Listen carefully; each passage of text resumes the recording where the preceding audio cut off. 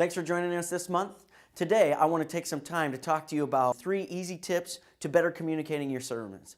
I know that many times for a lot of us, our content gets in the way of our delivery. We're trying to communicate too much. We're trying to get so much out. We're really passionate about our topic that we're talking about. And so today I want to try to slow that down just a little bit and give you 3 pointers to keep in mind when you're writing your messages. The first one that I want to connect with you on is start with the end.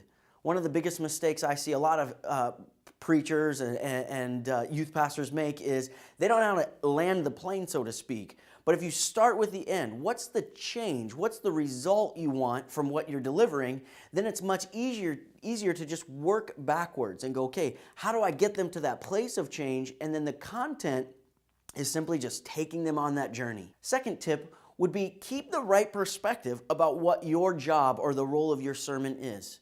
Again, we're talking about the change in the lives of students. So remember, they're not going to remember what you're preaching. You don't even remember what you're preaching after a number of weeks. So when you keep the right perspective on this, you understand that the sermon's job is really a bridge. They might not remember what you say, but they will never forget what God does as a result of you bringing that bridge into their life to that moment, that transformation that takes place when they have that encounter with God. So remember, keeping that right perspective will help you drive home really what the goal is, that changed life. Third tip I want to give you today is keep it simple.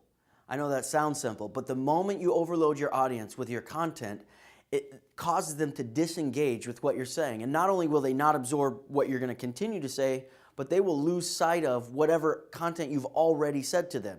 So if you keep it simple, you keep it short, you let them absorb and watch the transformation take place from a simple thought or a simple idea, you're much more likely to see the results of what your sermon and the goal that you're trying to have take place. Thanks for serving along with us as we make an impact on this generation.